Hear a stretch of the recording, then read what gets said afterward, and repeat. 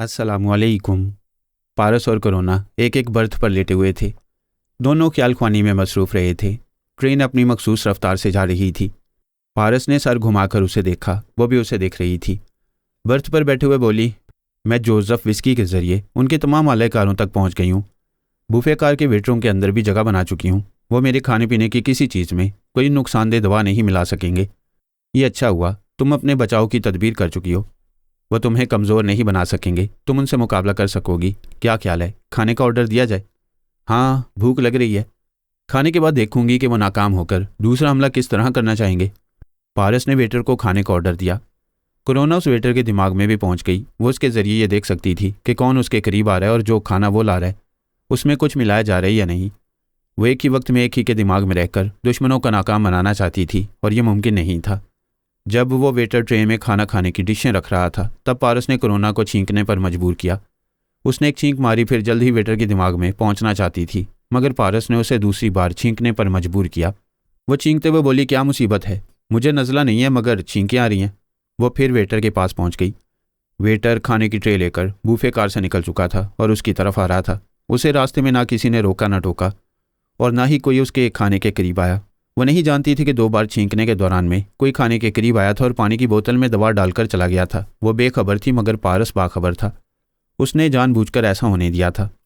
Waiter ने cabin में आकर खाना रखा, फिर वहां से चला गया। कोरोना ने कहा, मैंने ख्याल ख्वानी के जरिए किसी दुश्मन को दवा मिलाने का मौका नहीं दिया है, फिर भी तुम एक एक डिश अच्छी तरह चखने के बाद मुझे दो, तब मैं खाऊंगी।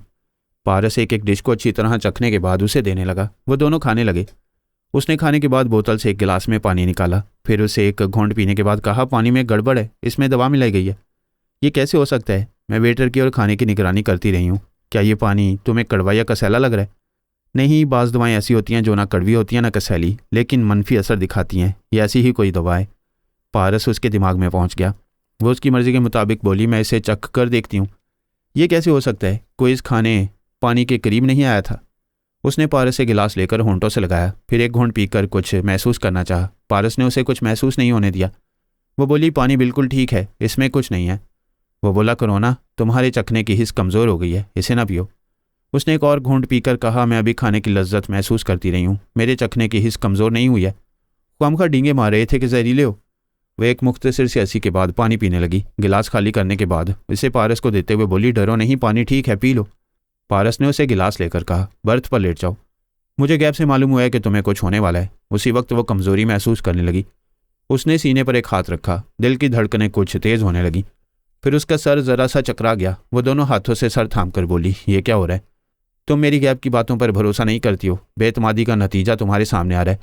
अब तुम्हें बर्थ पर लेट जाना चाहिए। उसने अपनी जगह से उठकर उसे दोनों बाजू में उठा लिया। उस पर बुरी तरह घबराहट तारी हो गई। वह कमज़ोरी के बायस लरज़ रही थी। उसने डूबती हुई आवाज़ में कहा, जेरी, वो कामयाब हो रहे हैं, मुझे बचाओ, मुझे तुम्हारा ही सहारा है, मुझे किसी तरह बचाओ। वो पारस के बाजू में थी, अपना सर उसके शाने पर रख दिया था। आंखें बंद हो चुकी थीं। इस कदर कमज़ोरी तारी हो गई थी कि अब कुछ बोल भी नहीं सकती थी। पारस ने उसे एक बर्थ पर लिटा दिया, उसे कंबल में लपेट दिया, फिर अपना ओवरकोट पहनकर सर पर हैट रखकर अपने सफरी बैग को उठाया। कोरोना को देखा। वो अपने आप से गाफिल हो चुकी थी। मुस्कुराकर बोला, सॉरी जाने मन, तुम रूस की मलका बनना चाहती हो। अब हमारी मुलाकात मॉस्को में होगी। Goodbye, see you. वो कैबिन का दरवाज़ा खोलकर बाहर गया, फिर उस दरवाजे को बंद करके कहीं गुम होने चला गया। इतनी अदावतें और इतनी साजिशें हो रही थीं कि हांगकांग की फ़िज़ा गर्मा गई थी। मार्ली और जिम काफ कई अतराफ से टारगेट बने हुए थे। उनके खिलाफ एक महाज कोबरा ने बनाया था। वह खुद सामने नहीं आ रहा था।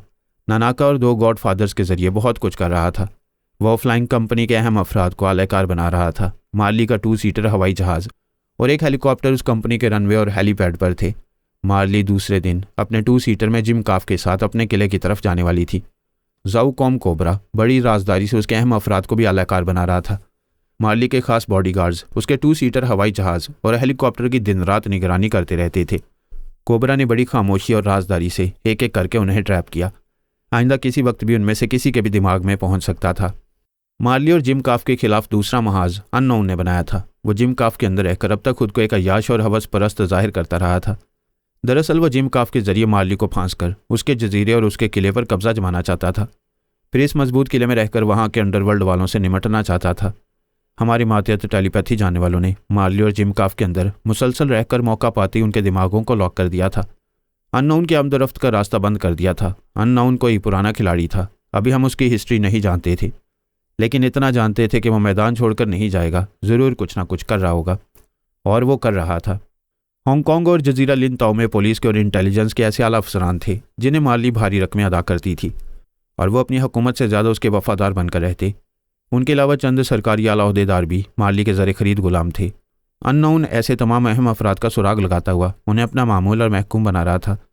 दुश्मन कमज़ोर नहीं थे, नादान नहीं थे, ऐसे जाल बिछा रहे थे कि मार्ली अपने 2 सीटर और हेलीकॉप्टर के ज़रिए बखैरियत सफ़र नहीं कर सकती थी।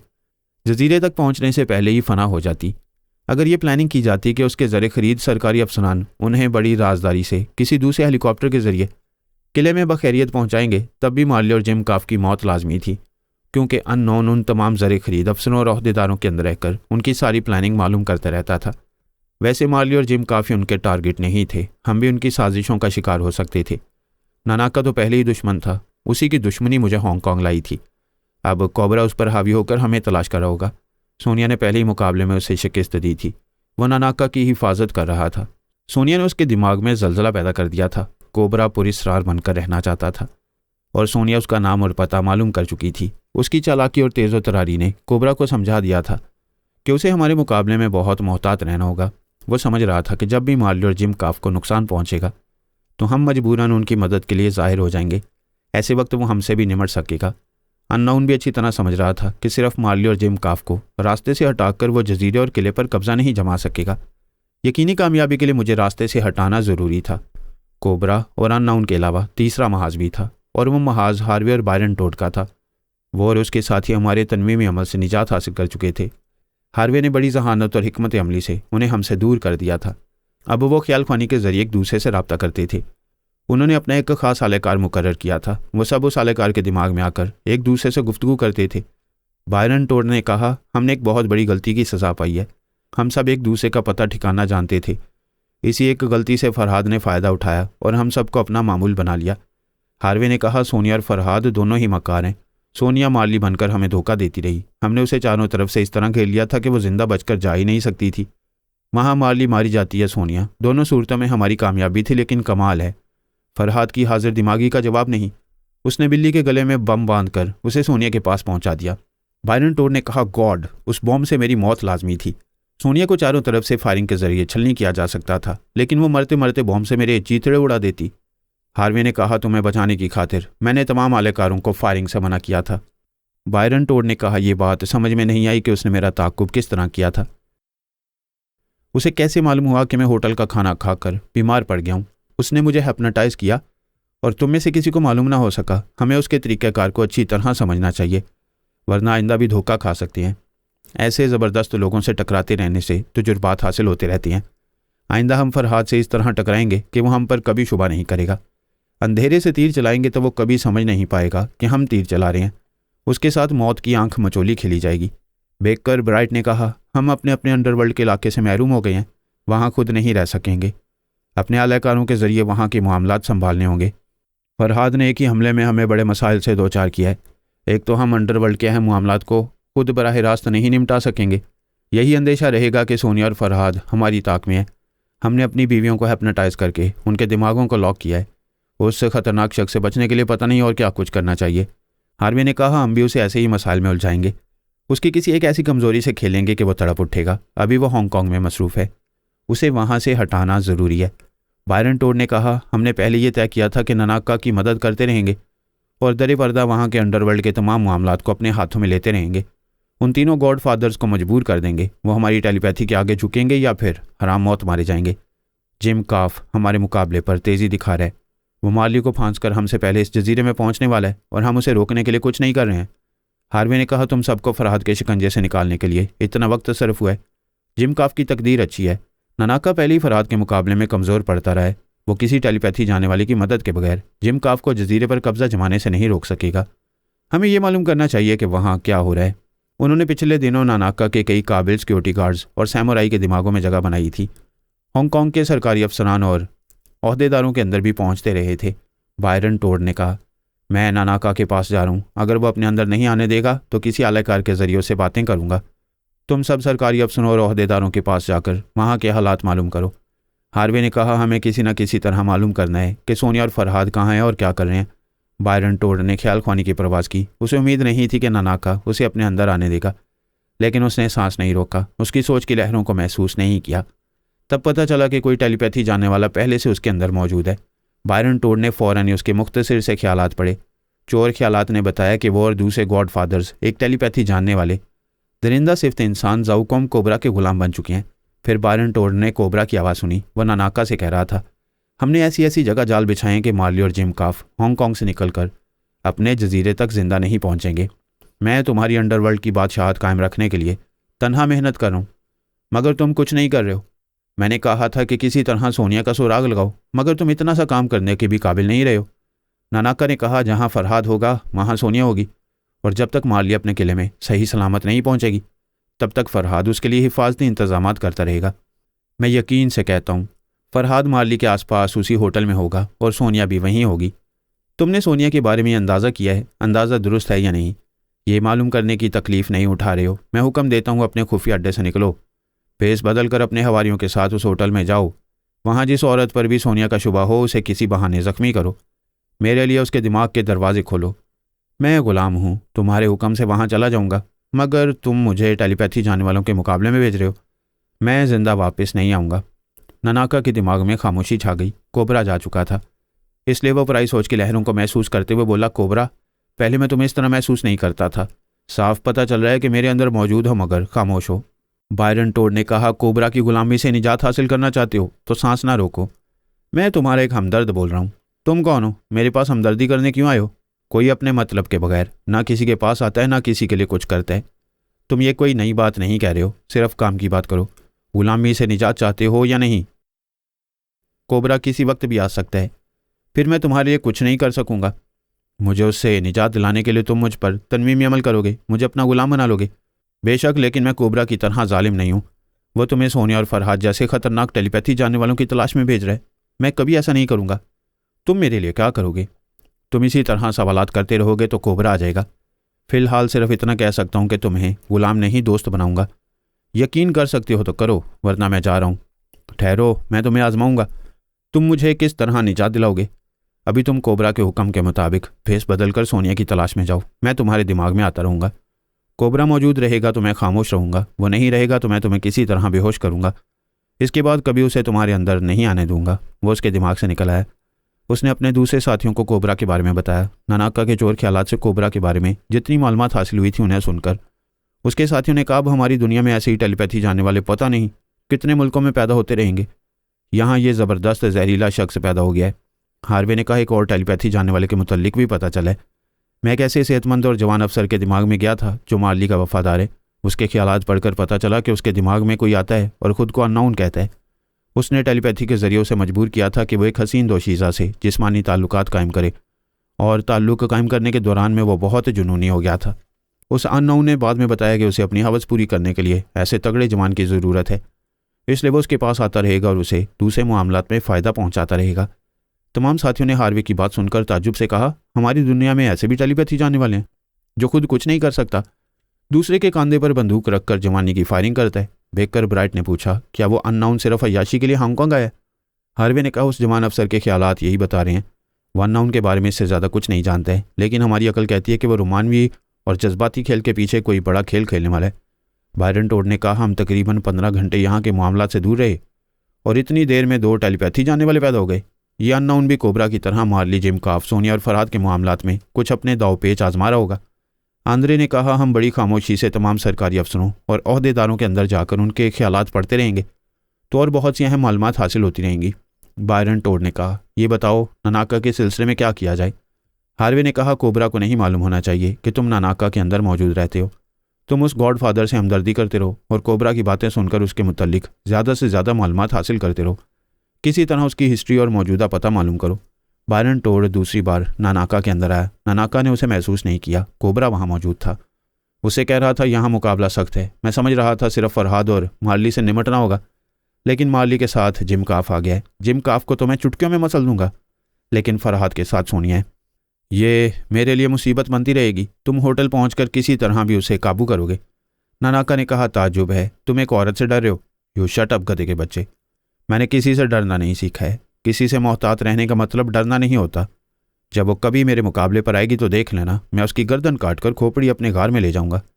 कोबरा अपने 2 हवारियों के साथ एक कार में बैठा हुआ उस होटल की तरफ जा रहा था जहां मार्ली और जिम काफ का क्याम था। कोबरा का ख्याल था कि सोनिया उसी होटल में मार्ली और जिम काफ के आसपास मौजूद होगी। नानाका ने कहा, कोबरा तुम भूल रहे हो, बायरन टोड जैसे टेलीपैथी जानने वाले भी तुम्हारे मुकाबले पर हैं। मैं टेलीपैथी जानने वाले तमाम दुश्मनों को याद रखता हूँ, लेकिन उनका कुछ पता नहीं चल रहा है। ये तमाम टेलीपैथी जानने वाले इतनी खामोशी से क्या कर रहे हैं? वैसे एक नए टेलीपैथी जानने वाले के बारे में कुछ मालूम हो रहा है क्या? और कोई नया टेलीपैथी जानने वाला आ गया? हाँ, कोई और है। मैं यहाँ के सरकारी अफसरों और ओहदेदारों के अंदर जगह बना रहा हूँ। वहाँ मैंने एक ओहदेदार के अंदर उसे बोलते सुना है। उसकी बातों से अंदाज़ा हो रहा है कि वो मार्ली और जिम काफ के खिलाफ कुछ कार्रवाइयाँ कर रहा है। नानाका ने कहा, हम यहाँ बड़े आराम से अंडरवर्ल्ड में हुकूमत कर रहे हैं। फरहाद के यहाँ पहुँचते दुनिया के कितने ही मुल्कों से टेलीपैथी जानने वाले चले आ रहे हैं। यहाँ पता नहीं और कितने होंगे जिन्होंने अभी तक खुद को जाहिर नहीं किया है। उन तमाम टेलीपैथी जानने वालों के सामने हमारे जैसे गॉड फादर्स सिफर होकर रह गए हैं। नानाका उस होटल के हाथे में पहुंच गया। कोबरा ने कहा, जिस फ्लोर पर माली का स्वीट है वहाँ तुम भी कोई स्वीट या कमरा हासिल करो। अपने तमाम हवारियों को होटल के अंदर और बाहर मुस्ताद रहने के लिए कहो। वो होटल के काउंटर पर आकर बोला, मैं एक स्वीट चाहता हूँ।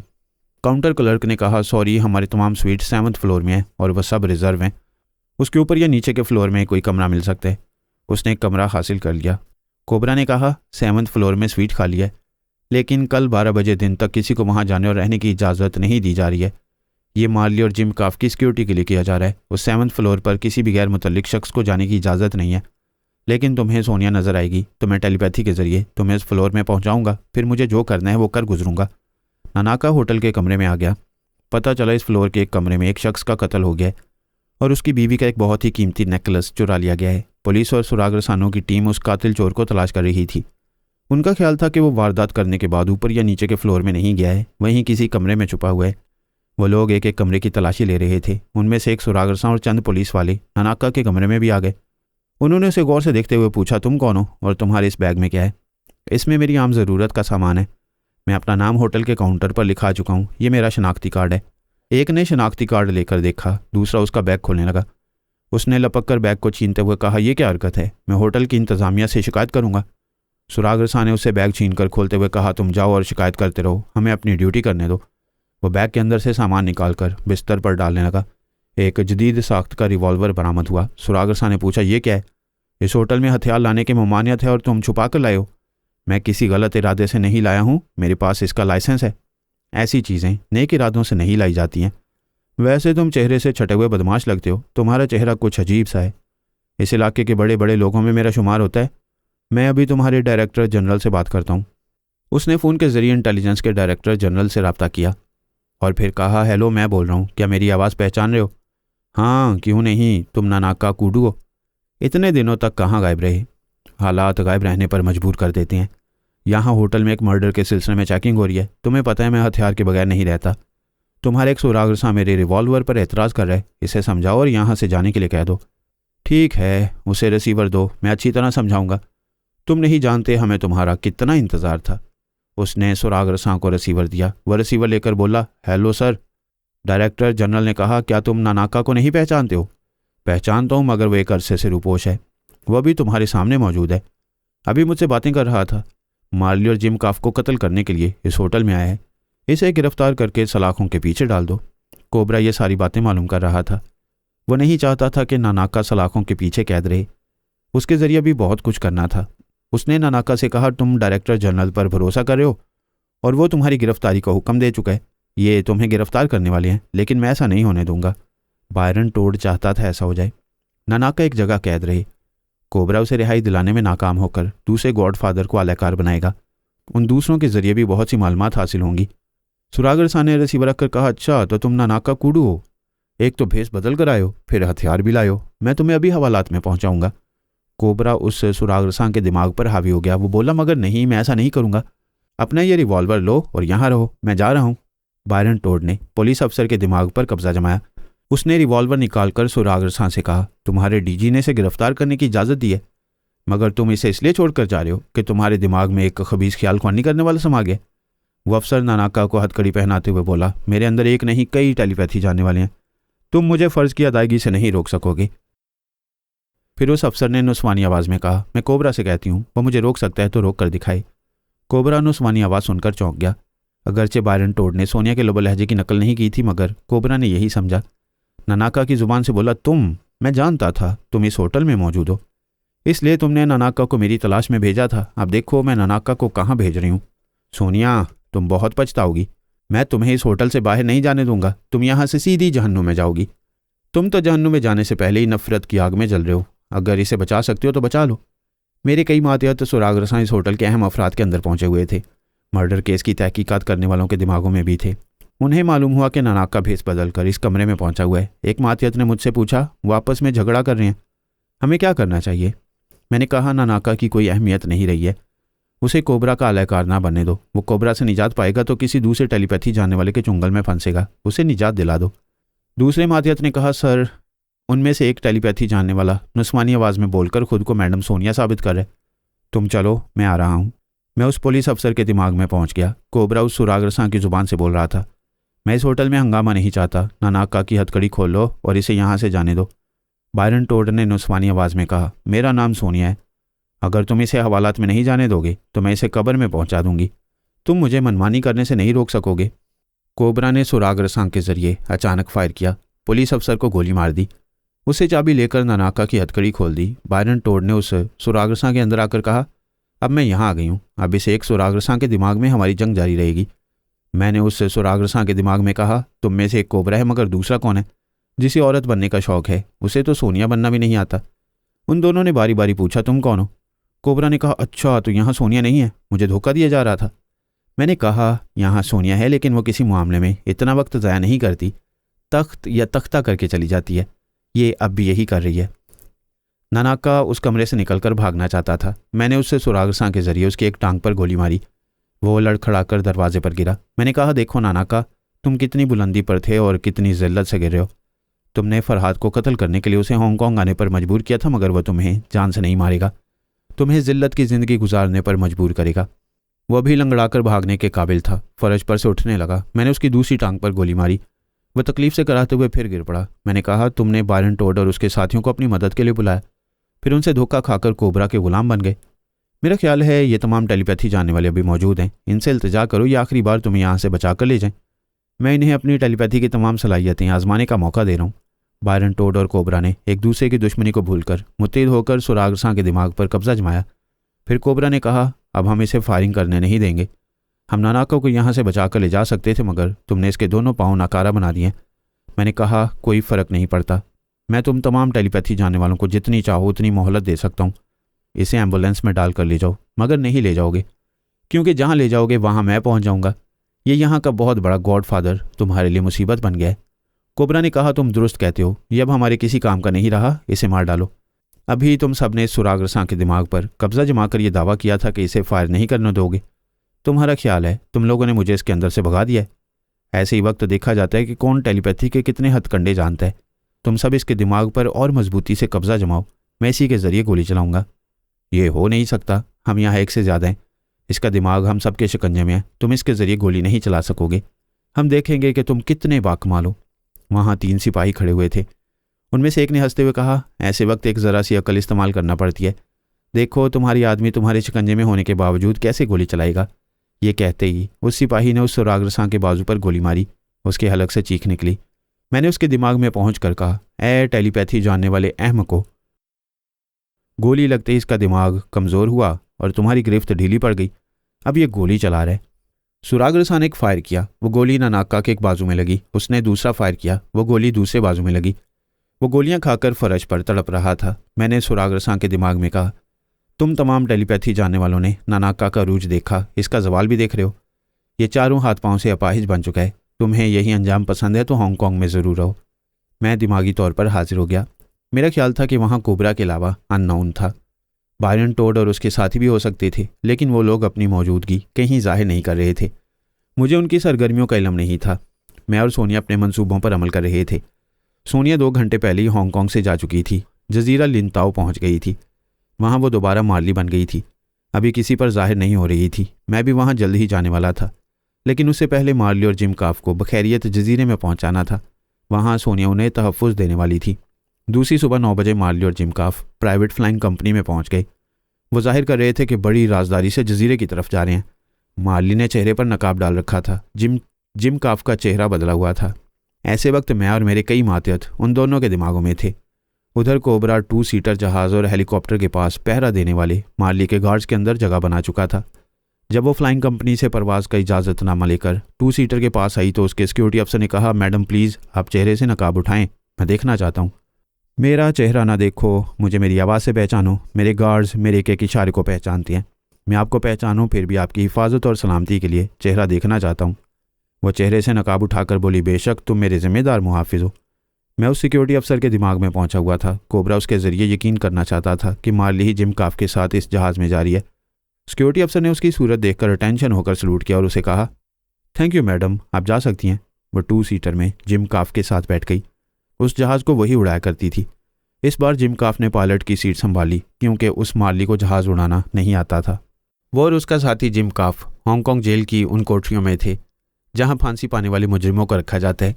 उस रोज़ उन्हें सजाए मौत दी जाने वाली थी। वो फांसी पर चढ़ाए जाने वाले थे। फांसी के तख्ते के बजाय उन्हें 2 सीटर जहाज़ में पहुंचा दिया गया था। जेल की कोठरी से इस जहाज़ तक हमारे मातहत टेलीपैथी जानने वालों ने दोनों के दिमागों पर कब्जा जमा रखा था। इसलिए वो मार्ली और जिम काफ बनकर चले आए थे। ज़ाओकॉम कोबरा बहुत खुश था। फ्लाइंग कंपनी के एक ओहदेदार के दिमाग में रहकर एक को खुशखबरी सुनने का इंतजार कर रहा था। 10 मिनट के बाद ही इतला मिली कि वो जहाज़ परवास करता हुआ लिन ताओ जजीरे की तरफ जा रहा था। अचानक एक धमाके से उस जहाज़ के चीथड़े उड़ गए हैं। वो टुकड़े टुकड़े होकर समुद्र की तह में गुम हो गया है। कोबरा खुशी से उछल पड़ा। वो एक बार सोनिया से मात खा चुका था। दूसरी बार मैंने उसके सबसे अहम आलाकार नानाका को उसके सामने अपाहिज बनाकर उसे जलील किया था। वो गुस्से में जल भुन रहा था, लेकिन मार्ली और जिम काफ की मौत ने उसके गुस्से को बिल्कुल ही ख़त्म कर दिया। वो एक सरकारी आला ओहदेदार के दिमाग में आया। उसे जहाज़ की तबाही की इतला मिल चुकी थी। वो फ़ोन के ज़रिए फ्लाइंग कंपनी वालों से जवाब तलब कर रहा था कि परवाज़ से पहले इस जहाज़ को अच्छी तरह चेक क्यों नहीं किया गया। कोबरा दूसरे ओहदेदारों और अफसरों के दिमागों में जाने लगा। मार्ली और जिम काफ की हादसाती मौत ने उन सबको परेशान कर दिया, लेकिन कोबरा इंटेलिजेंस के डायरेक्टर जनरल के चोर ख्यालात पढ़कर चौंक गया। उसे यकीन नहीं आया। उसने फिर उसके ख्यालात पढ़े। पता चला मार्ली और जिम काफ जिंदा हैं। ये इंटेलिजेंस वालों की चाल थी। उन्होंने उन दोनों की डमी के ज़रिए टेलीपैथी जानने वाले दुश्मनों को धोखा दिया है। वो असल मार्ली और जिम काफ को मोटर बोट के ज़रिए समुंदर के रास्ते जजीरा लिनताओ में पहुंचा रहे हैं। वो दोनों इस वक्त मोटर बोट में सफ़र कर रहे हैं। ऐसे ही वक्त कोबरा ने डायरेक्टर जनरल के अंदर अननाउन की आवाज़ सुनी। वो कह रहा था, मिस्टर डीजी तुम बहुत ज़हीन हो, मगर हम टेलीपैथी जानने वालों के सामने किसी की जहानत काम नहीं आती। मैं तुम्हारे दिमाग में आता रहा था और तुम्हारे ख्यालात पढ़ता रहा था। सिर्फ तुम लोगों ने समुंदर में और उस जजीरे में हिफाजती जाल नहीं बिछाए हैं, मैंने भी बहुत कुछ किया है। अगर वो दोनों टाइम बॉम्ब के ब्लास्ट होने से पहले जजीरे में पहुंचेंगे तो किले तक सही सलामत नहीं पहुंच सकेंगे।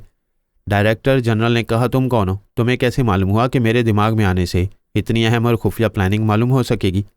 मैं अपने काम के आदमियों तक पहुंचना जानता हूं, खुद को जाहिर नहीं करना चाहता, लेकिन फरहाद को किसी हद तक मालूम हो चुका है। वो मेरा असली नाम नहीं, एक फ़र्जी नाम जानता है। तुम भी जान लो, मुझे अननाउन कहते हैं। मार्ली और जिम काफ के बाद मुझे इस जजीरे का हुक्मरान बनना है। तुमसे आइंदा भी राब्ता रहेगा। फ़ोन की घंटी बजने लगी। डायरेक्टर जनरल ने रिसीवर उठाकर कान से लगाया। दूसरी तरफ से कहा गया, सर गजब हो गया, उस मोटर बोट में अचानक धमाका हुआ था। वो समुद्र में तबाह होकर डूब गई है। सॉरी टू से हम मैडम मार्ली को ना बचा सके। जिम काफ भी मारा गया है। अन्नाऊ ने कहका लगाया। डीजी के हाथ से रिसीवर छूट गया था। वो बोला, माय गॉड तुम बहुत ख़तरनाक हो। उस औरत को बड़े बड़े ख़तरनाक दुश्मन हलाक करने की कोशिशें करते रहे और नाकाम होते रहे। तुम यहाँ जुराइम की दुनिया में बहुत बड़ी तब्दीली ला रहे हो। अन्नाऊ ने कहा, और तब्दीली ये है कि मैं जल्द ही उस किले से अपने हुक्मरान होने का ऐलान करूँगा। मैं जा रहा हूँ। मुझे दूसरे टेलीपैथी जानने वाले दुश्मनों से भी निमटना है, और फरहाद तो ज़ख्मी सांप की तरह फुंकार रहा होगा। डीजी के दिमाग में खामोशी छा गई। कोबरा वहाँ से खामोशी से उनकी बातें सुनता रहा था। उसे ये इत्मीनान हुआ कि मार्ली और जिम काफ वाकई मारे गए हैं, लेकिन वो अन्नाउन उसके लिए चैलेंज बन गया था। दावा कर रहा था कि जल्द ही किले में पहुंचकर अपने हुक्मरान होने का ऐलान करेगा। वो भी अन्नाउन की तरह जजीरा लिनताओ में अपने कई आलाकार बना चुका था। किले के बाहर जाने वालों और अंदर आने वालों पर बड़ी सख्त पाबंदियां थीं। पूरी तरह अहम शनाख्ती कागजात देखने के बाद किले के अंदर रहने वालों को बाहर जाने और वापस आने की इजाज़त दी जाती थी। तमाम दुश्मन टेलीपैथी जानने वालों के लिए वो किला बहुत अहम था। सभी अपने अपने तौर पर उसके अंदर पहुंचने की कोशिशें कर रहे थे। अंदर पहुंचने की एक ही माकूल सूरत थी कि किले के जो अफराद अपनी ज़रूरत से बाहर आते हैं उनके दिमागों पर कब्जा जमाया जाए। जब वो किले के अंदर जाएं तो उनके ज़रिए वहाँ के अहम अफराद को अपना मामूल बनाया जाए। मैं जानता था वो बहुत कुछ कर रहे होंगे, और वो ये नहीं जानते थे कि पिछले दिनों हमारे दर्जनों टेलीपैथी जानने वालों ने वहाँ के तमाम अहम अफराद को अपना मामूल बना लिया था। वक्त आने पर हम वहाँ भी उनसे निपट सकते थे। मार्ली और जिम काफ ने जिस होटल में क्याम किया था वहाँ मिक्की नाम का एक ठेकेदार था जो समुंदर से पकड़ी गई मछलियाँ और झींगे उस होटल में सप्लाई किया करता था। वो हफ्ते में एक दिन अपनी बीवी के साथ बिल वसूल करने आया करता था। मेरे मातहतों ने उन दोनों को देखा था, फिर उनके मुताबिक मार्ली और जिम काफ का मेकअप और गेटअप किया था। दूसरी सुबह मिक्की अपनी बीवी के साथ बिल की रकम लेने आया तो उनके दिमागों में पहुंचकर उन्हें मार्ली के स्वीट में पहुंचा दिया गया। मार्ली जिम काफ के साथ एमरजेंसी सीढ़ियों से उतरकर पिछले दरवाजे से निकलकर फिश हार्बर की तरफ चली आई। वहाँ माहीगीरों की कश्तियाँ समुंदर से मछलियाँ लेकर आती थीं। वो मछली की बहुत बड़ी साहली मंडी थी। मार्ली ने उनकी औरतों की तरह मामूली सा ब्लाउज और स्कर्ट पहना हुआ था। जिम काफ भी माहीगीरों के लिबास में था। वहाँ से एक फेरी बोट मुसाफिरों को उनके भारी सामान के साथ जजीरा लिंताओ ले जाती थी। वो दोनों उस फेरी बोट में सवार हो गए। मोटर बोट के हादसे में उनकी हलाकत की खबर ने दुश्मनों को पूरी तरह मुतमईन नहीं किया था। इतनी बड़ी कामयाबी हासिल करना कोई आसान बात नहीं होती। वो उनकी मौत का पूरी तरह यकीन करना चाहते थे। उन्होंने होटल में बनाए हुए आलाकारों के ख्यालात पढ़े तो एक लिफ्टमैन के ख्यालात ने बताया कि मछलियाँ और झींगे सप्लाई करने वाला मिक्की अपनी बीवी के साथ 7वें फ्लोर में गया था। इस बात ने उन्हें सोचने पर मजबूर किया कि उस फ्लोर में सिक्योरिटी के सख्त इंतजामात हैं, वहाँ किसी को जाने की इजाज़त नहीं दी जाती। फिर मिक्की और उसकी बीवी को क्यों इजाज़त दी गई? फिर होटल के सिक्योरिटी गार्ड्स के ख्यालात पढ़ने से पता चला कि मिक्की अपनी बीवी के साथ इमरजेंसी एग्जिट दरवाजे से बाहर गया है। कोबरा, अननोन और बायरन टोड के तमाम साथी अपने उन आलेकारों के पास पहुंचने लगे जो साहली इलाकों में थे। वो उनके जरिए जजीरे की तरफ जाने वाले तमाम मोटर बोट्स और फेरी बोट्स की तरफ दौड़ने लगे। मार्ली और जिम काफ जिस फेरी बोट में थे वो मोटर बोट साहिल छोड़कर समुंदर में जा चुकी थी। वो सब ख्याल ख्वानी के जरिए उन आलेकारों के पास पहुंच गए जजीरा लिंताओ के साहिल पर मौजूद थे और जहां वो फेरी बोट पहुंचने वाली थी। मुझे कुछ इत्मीनान हुआ था। वो दोनों फेरी बोट में बखैरियत सफ़र कर रहे थे। मेरी मालूमात के मुताबिक तमाम दुश्मनों को उनकी मौत का यकीन आ गया था और वह उनकी सलामती से बेखबर थे। मार्ली जिम काफ के साथ फेरी बोट के एक बेंच पर बैठी हुई थी। खुश होकर कह रही थी, फरहाद, तुमने दुश्मनों को खूब उलझाया है। जब मैं किले में पहुंच जाऊंगी और अपनी सलामती जाहिर करूंगी तब दुश्मनों पर बिजली गिरेगी। जिम काफ ने पूछा, मिस्टर फरहाद, तुम पूरी तरह मुतमईन हो? क्या जजीरे के साल पर दुश्मनों के आलाकार हमें नहीं पहचानेंगे? मैंने कहा, अव्वल तो वो मुतमईन है, तुम दोनों को मुर्दा समझ रहे हैं। फ़र्ज़ करो वो तुम्हारी मौत की मज़ीद तस्दीक करना चाहते हैं, तब भी वो जजीरे के साहिल पर अपने आलाकारों के ज़रिए तुम दोनों को नहीं पहचान सकेंगे। तुम दोनों का मेकअप बड़ी महारत से किया गया है। मार्ली ने कहा, मैं दुश्मनों से महफूज रहने के लिए अपनी चहेती मानो को पहली बार अपने से दूर कर चुकी हूँ। उसे हांगकांग में छोड़ आई हूँ। वो मेरी पहचान बन गई है। वो मेरे साथ नहीं रहेगी तो दुश्मन मुझे कभी नहीं पहचान सकेंगे।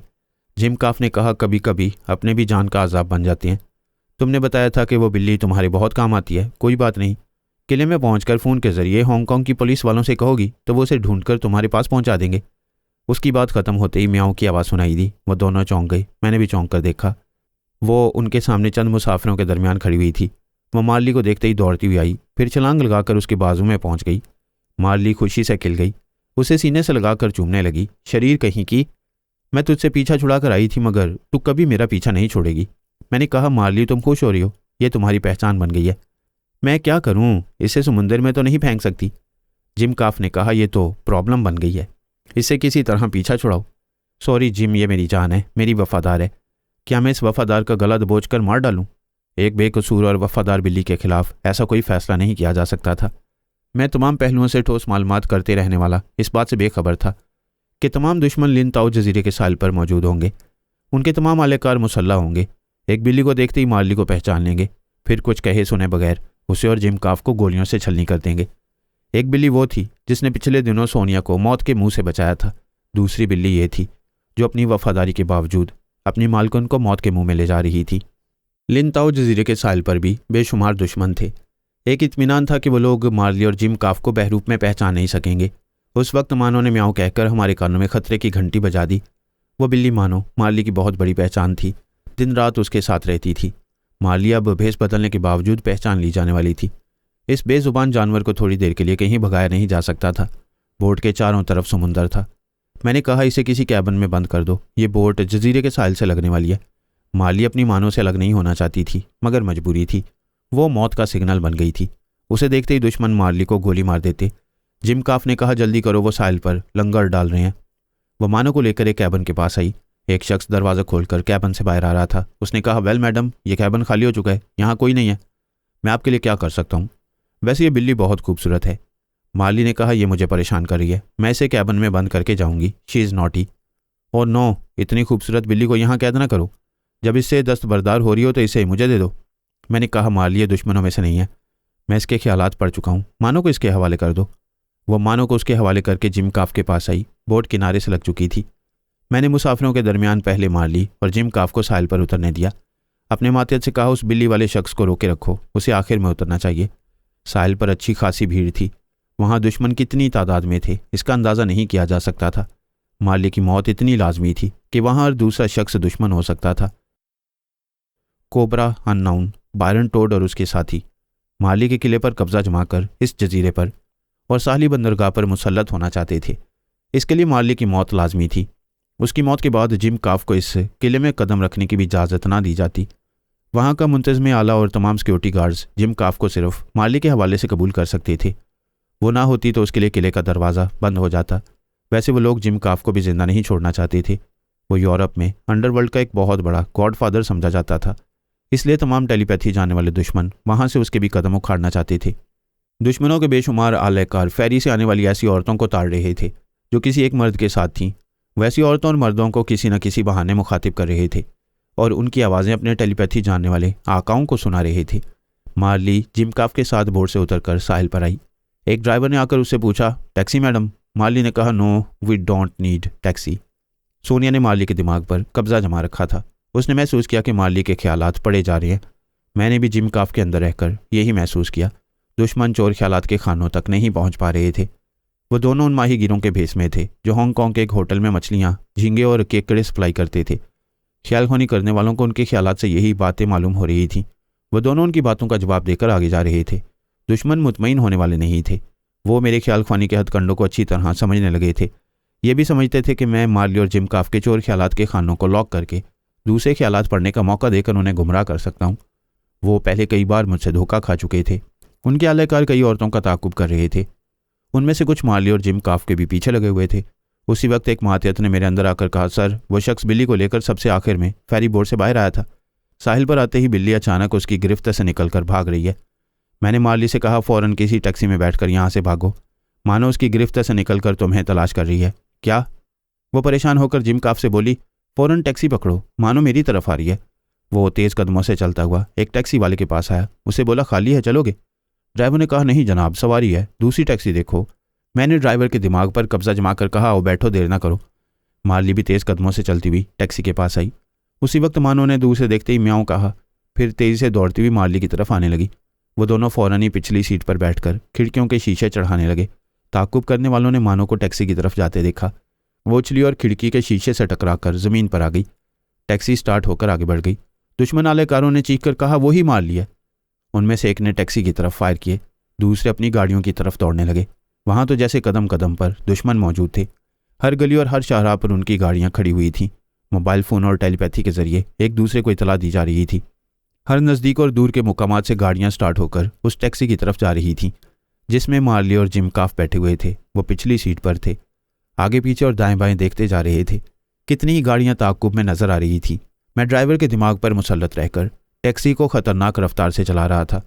रास्ते बदल बदल कर उन्हें डॉज देने की कोशिशें कर रहा था। जिम काफ ने मार्ली से कहा, हम बड़ी कामयाबी से भेस बदल कर इस जजीरे तक आ गए थे। दुश्मन टेलीपैथी जाने के बावजूद हमें पहचानने में नाकाम हो रहे थे, लेकिन तुम्हारी मानों ने हमें बेनकाब कर दिया है।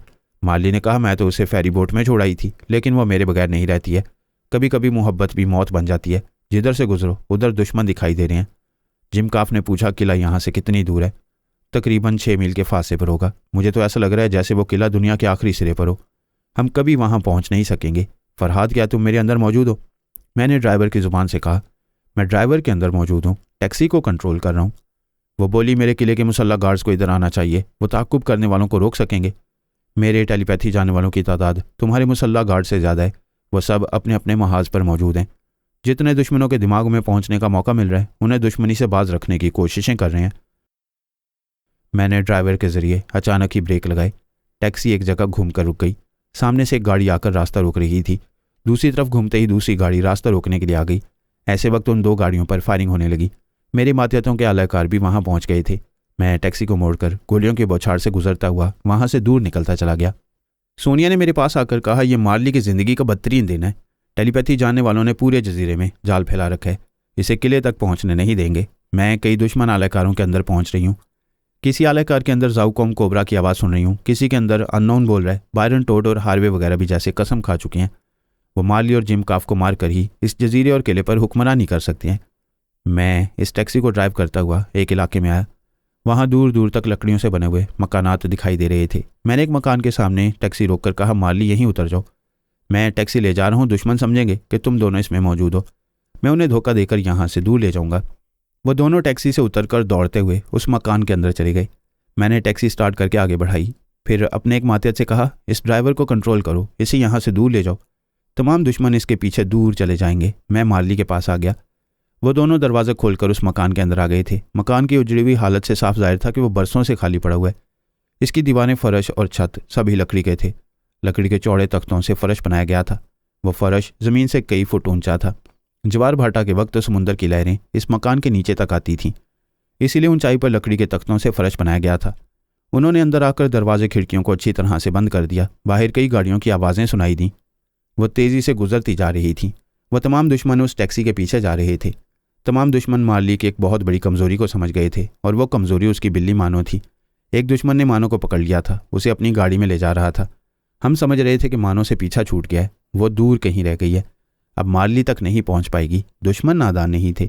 जिस गाड़ी में मानो थी वो गाड़ी उस लकड़ी के कॉटेज के सामने से गुजरने लगी तो मानो बेचैन होकर म्याऊं म्याऊं करते हुए गाड़ी की खिड़की की तरफ लपकने लगी। बायरन टोड ने अपने आलाकार से कहा, गाड़ी की रफ्तार कम करो, बिल्ली को जाने दो, फिर इस बिल्ली का ताक़ुब करो। गाड़ी की रफ्तार सुस्त हो गई। मानो गिरफ्त से निकलते ही खिड़की से बाहर छलांग लगाकर एक तरफ दौड़ने लगी। उन्होंने गाड़ी रोक दी। उसमें 6 मुसल्लह अफराद थे। उनके पास जदीद तर्ज की गन्ने और रॉकेट लॉन्चर्स थे। बायरन टोड, हार्वे और साइमन वगैरह उन आलाकारों के अंदर मौजूद थे। हार्वे ने कहा, वो देखो, बिल्ली उस कॉटेज के अंदर जा रही है। ताक़ुब करने वाली और 2 गाड़ियां रुक गई थी। उनमें कोबरा और अननाउन के आलाकार मौजूद थे। वो मालूम करना चाहते थे कि बिल्ली को अपने साथ ले जाने वाले वहाँ क्यों रुक गए हैं। फिर उन्होंने भी मानो को उस कॉटेज के अंदर जाते देखा था। मैंने अपने तौर पर उन्हें डॉज देने की कोशिश की थी, मगर हर मरहले पर मानो काम बिगाड़ रही थी। मैं मार्ली और जिम काफ की तरह इस बात से बेखबर था कि दुश्मन मानो के जरिए उधर पहुंच रहे हैं। मैंने कहा, थोड़ी देर इंतज़ार करो, वो तमाम गाड़ियां दूर निकल जाएंगी, तब वहां से किले तक जाने के लिए साहली रास्ता इख्तियार करो। मार्ली और जिम काफ ने कॉटेज के पिछले हिस्से में आकर एक कमरे की खिड़की को खोलकर समुंदर की तरफ देखा। उसी वक्त फायरिंग की आवाज़ के साथ एक गोली आकर मार्ली के शाने पर लगी। वो चीख मारकर पीछे की तरफ गिर पड़ी। जिम काफ ने खिड़की बंद कर दी। खिड़की बंद करने से क्या होता है, उन्होंने कॉटेज को चारों तरफ से घेर लिया था। हर तरफ से फायरिंग हो रही थी। गोलियां खिड़की की दीवारों में पेवस्त हो रही थीं या आर पार होकर अंदर आ रही थीं। वो खिड़कियों और दरवाज़ों को तोड़ने की कोशिश कर रहे थे। दरवाजे मजबूत थे, उनसे नहीं टूट रहे थे। थोड़ी देर के लिए खामोशी छा गई। मैंने सोनिया से कहा, हम पहली बार बेबस और मजबूर हो गए हैं। ये दोनों जैसे चूहे दान में फंस गए हैं। अब इनका निकलना मुमकिन नहीं है। कॉटेज के बाहर से म्याऊं म्याऊं की आवाज़ें सुनाई दे रही थी। सोनिया ने कहा, हम कामयाब हो रहे थे, ये बिल्ली हमें नाकाम बना रही है। इस बेजुबान की मोहब्बत अजाब जान बन गई है। वैसे हमारे मातहत भी यहाँ पहुँच गए हैं। एक मातहत ने ख्याल ख्वानी के जरिए कहा, हम यहाँ फायरिंग कर रहे हैं। काउंटर फायरिंग में दुश्मनों की तादाद कम हो रही है। हम उन्हें कॉटेज में घुसने नहीं देंगे। हम और हमारे तमाम मातहत उन दोनों की हिफाजत के लिए जी जान से कोशिशें कर रहे थे। उम्मीद थी कि दुश्मन नाबूद हो जाएंगे और हम उन दोनों को किले तक पहुंचा देंगे। ऐसे ही वक्त कॉटेज के फर्श में एक धमाका हुआ। वो दुश्मन फर्श के नीचे पहुंचकर मिनी साइज के रॉकेट लॉन्चर से फायर कर रहे थे। पहले धमाके के साथ फर्श के नीचे से सुराख हुआ। बड़े साइज का कारतूस वहां से सनसनाता हुआ आकर मार्ली के मुंह पर लगा। उसके हलक से चीख भी ना निकल सकी। जिम काफ चीखता हुआ पीछे दरवाजे से जाकर लग गया। रॉकेट लॉन्चर्स चल रहे थे। लकड़ी के फर्श पर जगह जगह सुराख हो रहे थे। कारतूस जिम काफ के इधर उधर से गुजरकर दीवारों में पेवस्त हो रहे थे। ऐसे में वो कब तक महफूज रह सकता था। अचानक उसकी चीखें थम गईं। खामोशी छा गई। हम मार्ली और जिम काफ के दिमागों से निकल आए। ये कहना चाहिए कि मुकद्दर ने हमें वहाँ से निकाल दिया। अंधे कुएं में पानी नहीं रहता। मुर्दा दिमागों में सोच की लहरें नहीं रह पाती। अफसोस। एक मातहत ने मेरे पास आकर शर्मिंदगी से कहा, सर हमने बहुत कोशिशें की थी, लेकिन वो रॉकेट लॉन्चर्स लेकर फर्श के नीचे चले गए थे। मैंने कहा, वजाहत ना करो, हम सारी दुनिया से लड़ सकते हैं, मुकद्दर से नहीं। तुम सब वापस जाओ। दुश्मनों ने बड़ी ज़बरदस्त जिद्दोजहद के बाद कामयाबी हासिल की थी, फिर भी मुतमईन नहीं थे। इससे पहले उन्होंने 2 सीटर हवाई जहाज़ को टाइम बॉम्ब से उड़ाकर मार्ली और जोसेफ को हलाक किया था। दूसरे दुश्मन ने उन दोनों को एक मोटर बोट में हलाक किया था। बाद में इंकशाफ हुआ कि वो मार्ली और जिम काफ की डमी को हलाक करते रहे हैं। अब वो धोखा नहीं खाना चाहते थे। वो अपने आलाकारों के अंदर रहकर कॉटेज के अंदर फर्श के नीचे से निकलकर अंदर आए। वहाँ मार्ली की लाश पड़ी हुई थी। वो उसे देखकर कुछ परेशान हो गए, क्योंकि फायरिंग की जद में आकर उसका चेहरा बिगड़ गया था। उनमें से एक ने शिकस्ता चेहरे से मास्क की झिल्ली हटाई। ये मालूम हुआ कि मार्ली एक माहीगीर औरत के भेस में थी, लेकिन मास्क के नीचे मार्ली का चेहरा पहचाना नहीं जा रहा था। दूसरे आलाकार ने जिम काफ की लाश के पास आकर उसे देखा। उसके चेहरे से मास्क उतारा। जिम काफ का चेहरा अन्नाउन के सामने आ गया। उसकी मौत की तस्दीक हो गई। ज़ाउकॉम कोबरा, अन्नाउन और बायरन टोड ये सोचने लगे कि जिम काफ के साथ मारी जाने वाली मैडम मार्ली ही है, क्योंकि वो उसके साथ भेस बदल कर जजीरा लिनताओ में आई थी और जिम काफ उसके बगैर किले के अंदर नहीं जा सकता था। इस हिसाब से जिम काफ के करीब मार्ली ही की लाश पड़ी हुई थी। सोनिया ने अपने मातहतों से कहा, तुम सब किले के इंचार्ज और मुसल्ला गार्ड्स के दिमागों पर बहुत पहले कब्जा जमा चुके थे, अब फिर वहाँ जाओ। मार्ली मरी नहीं, जिंदा है। मैं किले में आ रही हूँ। अमेरिकन फ़ौज के अकाबरीन ने फिर एक नई ट्रांसफार्मर मशीन तैयार कर ली। इस बार बड़ी राजदारी और बड़ी ठोस मनसूबाबंदी से यह काम किया गया। उनके जो टेलीपैथी जानने वाले पहले से मौजूद थे, उनसे भी इस मशीन को राज में रखा गया। जब मशीन तैयार हो गई तो इसे आजमाने और नए टेलीपैथी जानने वालों को पैदा करने के लिए लेजी गार्ड और कैनिबाल को वक्ती तौर पर राजदार बनाया गया। फ़ौज के आला अफसर ने कहा, हमने 10 निहायत ज़हीन, सेहतमंद और बाकमाल फ़ौजी जवानों को टेलीपैथी सिखाने के लिए मुंतखब किया है। दूसरे आला अफसर ने कहा, तुम दोनों के दिमागों से उन 10 अफराद तक टेलीपैथी मुंतकिल की जाएगी। इसके बाद तुम दोनों का ब्रेन वॉश किया जाएगा। तुम्हें नए चेहरे और नई शनाख्त के साथ टेलीपैथी सिखाई जाएगी। लेजी गार्ड ने पूछा, बेशक हमारी शनाख्त तब्दील होनी चाहिए, लेकिन हमारा ब्रेन वॉश करना क्या ज़रूरी है? ज़रूरी है। माजी में दुश्मनों ने तुम सबको महदूद मुद्दत के लिए ट्रैप किया था। हमें शुबा है कि वो चुपचाप तुम्हारे दिमागों में आते हैं और तुम उनसे बेखबर रहते हो। कैनी बॉल ने कहा, हम यकीन के साथ कहते हैं कोई दुश्मन हमारे अंदर नहीं आता है। आप हम पर भरोसा करें। हम भरोसा करते रहे और तुम बड़े बड़े मरहलों में नाकाम होते रहे। अगर तुम चाहते हो कि हम आइंदा तुम पर भरोसा करें तो हमसे ज़्यादा बहस ना करो, चुपचाप हमारे अहकामात की तामील करो। उन्होंने बहस नहीं की। आला अफसरान के अहकामात के सामने सर झुका लिया। अमेरिका के पुराने टेलीपैथी जानने वालों में लेजी गार्ड, कैनी बॉल, जैकी हंटर, वाइजमैन, इंटेलिजेंस के अफसरान डैनी जॉनसन, मार्क फोर्ड और मार्टिन क्रिस थे। उन्होंने माजी में किसी खास कारकर्दगी का मुजाहरा नहीं किया था। उन सबसे ये तवक्को की गई थी कि वो चीन में ट्रांसफार्मर मशीन तैयार नहीं होने देंगे। उन बेचारों ने बड़ी सरतोड़ कोशिशें की थी, लेकिन नाकाम रहे। अमरीकी अकाबरी ने यह तय किया था कि वो सब नाअहल हैं, उन सब के ब्रेन वॉश किए जाएंगे, उन्हें टेलीपैथी से महरूम करके उन्हें कैद में रखा जाएगा। टेलीपैथी जैसा ज़बरदस्त इल्म हासिल करने के बाद कोई इससे महरूम नहीं रहना चाहता। वह तमाम अफराद इस इल्म के ज़रिए अमरीका पर हुक्मरानी करते रहे थे। नहायत शानदार बंगलों में ऐशो आराम से रहा करते थे। 1 माह पहले उन्हें इल्म हुआ कि उनके बंगलों के अतराफ मुसल्ला गार्ड्स का सख्त पहरा लगाया गया है। ट्रांसफार्मर मशीन के मैकेनिक वाइजमैन ने एक मुसल्ला गार्ड के दिमाग में पहुंचने की कोशिश की, मगर नाकाम रहा। गार्ड ने कहा, सॉरी सर, बंगले के अतराफ जितने गार्ड्स हैं वो सब योगा के माहिर हैं। आप अपने आला अफसर की इजाज़त के बगैर इस बंगले से बाहर नहीं जा सकेंगे। वाइजमैन ने दूसरे तमाम टेलीपैथी जानने वाले साथियों से बारी बारी रब्ता किया। पता चला कि उन सबको भी उनके बंगलों में नज़रबंद रखा गया है। जल्द ही 3 हैप्नोटाइज करने वाले माहिरीन बारी बारी उनका ब्रेन वॉश करने उनके बंगले में आएंगे। उनकी पिछली तमाम बातें जहन से मिटाकर उन्हें टेलीपैथी से महरूम कर देंगे। ये ऐसी बात थी कि सभी इसके खिलाफ बोलने लगे, धमकियाँ देने लगे कि वो ख्याल खोनी के ज़रिए बगावत करेंगे, उन हुक्मरानों को कुर्सियों से नीचे गिरा देंगे, फ़ौज के आला अफसरान के अंदर घुसकर उन्हें जहनी मरीज़ बना देंगे। एक आला अफसर ने कहा, हम जानते थे कि तुम तमाम टेलीपैथी जानने वाले ऐसा ही रद्द अमल ज़ाहिर करोगे। तुम्हें यह समझ लेना चाहिए कि हम में से किसी एक को भी जहनी या जिस्मानी नुकसान पहुँचेगा तो उसी वक्त तुम सबको गोली मार दी जाएगी। दूसरे आला अफसर ने कहा, तुम लोगों ने अपने टेलीपैथी के इल्म से अपने मुल्क को कोई फ़ायदा नहीं पहुँचाया। तुम सब नाअहल हो। तुम्हारे सामने 2 ही रास्ते हैं कि टेलीपैथी से महरूम होकर ज़िंदा रहो या अपनी टेलीपैथी समेत मर जाओ। उन्होंने लेजी गार्ड और कैनी बॉल को सख्त पाबंदियों में रखा था। वो बगावत नहीं कर सकते थे, लेकिन वाइजमैन को जैसे ये मालूम हुआ कि उसे उसके अपने बंगले में नज़रबंद किया गया है तो उसने अपने अकाबरीन और अपने फ़ौजी अफसरों से रब्ता नहीं किया। ये समझ गया कि इस बंगले में रहेगा तो हर हाल में टेलीपैथी से महरूम कर दिया जाएगा। बड़ी सख्त पाबंदियाँ आयद की गई थी। वाइजमैन के मुलाजमीन की छुट्टी कर दी गई थी। योगा जानने वाले गार्ड्स उसका खाना और ज़रूरत की दूसरी चीज़ें उसके पास पहुँचाते थे। एक गार्ड रात का खाना लेकर जूं ही अंदर आया, उसने एक चाकू से उसे जख्मी कर दिया। उसे चीखने का मौका भी नहीं दिया। उससे योगा जानने वाले के दिमाग पर कब्जा जमा कर उसे तमाम हथियार लिया और फिर खामोशी से हलाक करके कोठी के बाहर आ गया। वो बगावत के नतीजे में यूं भी मारा जाने वाला था, लिहाजा अपनी आज़ादी के लिए जद्दोजहद करते हुए मरना चाहता था। ऐसे लोग मर जाते हैं या मैदान मार लेते हैं। वाइजमैन ने मैदान मार लिया। बंगले के बाहर नीम तारीकी और नीम रोशनी में छुपकर 3 मजीद गार्ड्स को हलाक किया, फिर वहां से फरार हो गया। उसके फरार होने से तमाम फौजी अफसरान अलर्ट हो गए। दूसरे टेलीपैथी जानने वालों को उनके बंगलों से निकालकर आहनी सलाखों के पीछे बंद कर दिया गया। वाइजमैन को गिरफ्तार करने के लिए शहर की नाकाबंदी कर दी गई। वाइजमैन और कैनिबाल को उस खुफिया अड्डे में पहुंचा दिया गया जहां ट्रांसफार्मर मशीन तैयार की गई थी। वहां मुंतखब किए हुए 10 अफराद मौजूद थे। वैसी जगह थी जहां कोई दोस्त और दुश्मन नहीं पहुंच सकता था। फिर भी वो बहुत मोहतात थे। उन्होंने सख्त निगरानी में अपने 10 मुंतखब अफराद को बारी बारी उस मशीन से गुजारा, उन्हें आजमाया। वो सब बड़ी कामयाबी से ख्याल ख्वानी करने लगे। उन्हें 1 हफ्ते तक ऑब्जर्वेशन में रखा गया। उन्हें तरह तरह से आजमाया गया। फिर जब यकीन हो गया कि वो सब पूरी जहानत से ख्याल ख्वानी करने लगे, तब उन्होंने लेजी गार्ड और कैनिबाल को फायरिंग स्क्वाड के सामने पहुंचा दिया। जब किसी मुजरिम को सजाए मौत दी जाती है तो उसे 7 या 10 राइफल बरदार सिपाहियों के सामने लाकर खड़ा किया जाता है।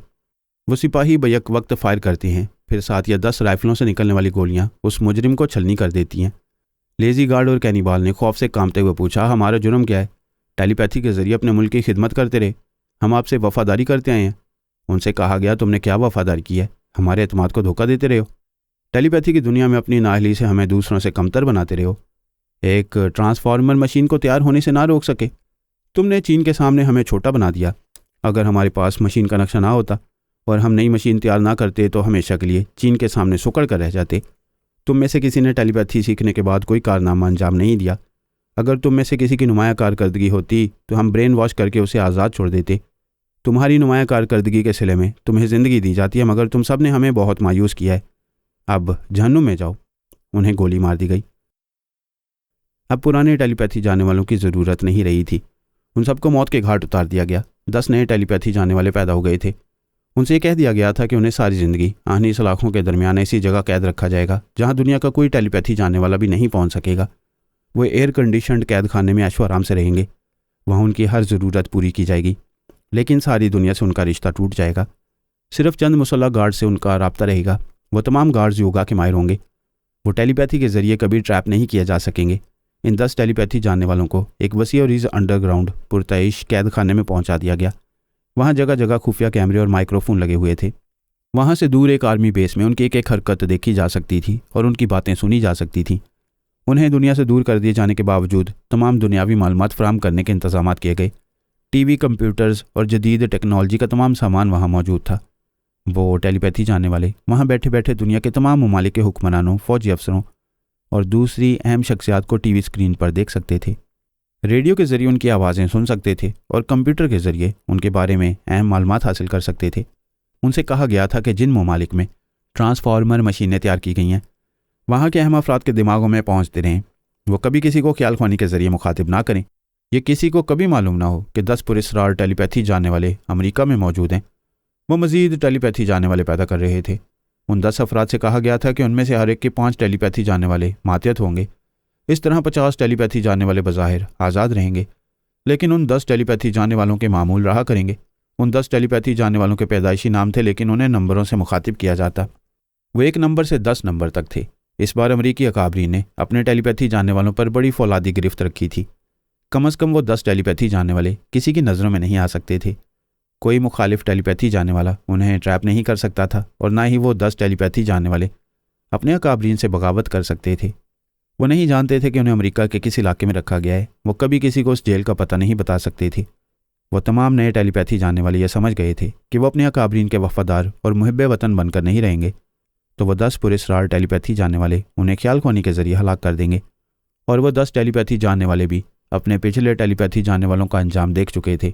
ये अच्छी तरह समझ गए थे कि बेहतरीन कारकर्दगी का मुजाहरा नहीं करेंगे तो उन्हें भी गोली मार दी जाएगी। वो अपनी सलामती के लिए अहम मालूमात हासिल कर रहे थे। जल्द ही नंबर 1 ने बताया कि रूस में ट्रांसफार्मर मशीन तैयार हो चुकी है। तेजपाल और उसके साथियों के ताउन से वहाँ टेलीपैथी जानने वाले पैदा किए जा रहे हैं। नंबर 2 ने बताया कि इसराइल में अल्पा और वहाँ के आर्मी अफसरान के दरमियान झगड़ा हो रहा है। अल्पा ने अपनी मेहनत से वो मशीन तैयार कराई थी, लेकिन आर्मी वालों ने वो मशीन उससे छीन ली थी। इसराइल में अल्पा का सबसे बड़ा मुखालिफ एक आर्मी अफसर बिन बौरीन था। एल्पा आर्मी अफसरान की ज़्यादती से बददिल होकर खामोशी इख्तियार कर चुकी थी और शायद अपना मुल्क छोड़कर किसी दूसरे मुल्क में चली गई थी। अमरीकी काबरीन को ये मालूम था कि इसराइल और रूस में ट्रांसफार्मर मशीनें तैयार हो चुकी हैं, लेकिन अब अपने 10 टेलीपैथी जाने वालों के जरिए उन्हें अंदर की बातें मालूम हो रही थी। नंबर 2 से कहा गया कि वेल्पा और बिन बोरिन के झगड़ों से फ़ायदा उठाए, किसी तरह इस मशीन को तबाह कर दे या उनके नए टेलीपैथी जाने वालों को ट्रैप करे। नंबर 1 ने कहा, अभी नई मालूमात हासिल हुई हैं, तेजपाल के टेलीपैथी जाने वालों में एक बड़ी रॉबर्ट है, वो फ्रैंकफर्ट के एक अस्पताल में बीमार पड़ा हुआ है, उसके साथी उसे वहाँ से मास्को ले जाने वाले हैं। मैं उससे पहले बड़ी रॉबर्ट के दिमाग में पहुँचने की कोशिश कर रहा हूँ। उन 10 अफराद के इंचार्ज अफसर ने खुश होकर कहा, तुम सब बहुत अच्छी कारकर्दगी का मुजाहरा कर रहे हो, तुम बड़ी रॉबर्ट के दिमाग में पहुंचकर तेजपाल की टीम के अंदर राजदारी से जगह बना सकते हो। नंबर 2 को हुक्म दिया गया कि वो इसराइल में बिन बोरिन की मसरूफियात पर गहरी नज़र रखे और जो भी नया टेलीपैथी जाने वाला पैदा किया जाए उसे ट्रैप करने की कोशिश करे। नंबर 3 ने इतला दी कि स्कॉटलैंड यार्ड में ट्रांसफार्मर मशीन तैयार हो चुकी है। वो लोग 3J के ताउन से अपने नामवर और तजुर्बेकार जासूसों को टेलीपैथी सिखा रहे हैं। वो चीन को अपना सबसे बड़ा दुश्मन समझते हैं। उन्होंने अपने टेलीपैथी जाने वालों को हुक्म दिया था कि वो उन चीनी टेलीपैथी जाने वालों के बारे में ज़्यादा से ज़्यादा मालूमात फराहम करें। वहाँ बाबा साहब के इदारे की एक शाख कायम की जा रही है, ये मालूम किया जाए कि वो इदारा वहाँ क्या कर रहा है। ये समझा जा रहा था कि चीन में टेलीपैथी जाने वालों की फ़ौज तैयार की जा रही है, जबकि ऐसा नहीं था। वो बहुत मोहतात थे, सिर्फ उतने ही टेलीपैथी जाने वाले पैदा कर रहे थे जिन्हें वो अपने कंट्रोल में रख सकें।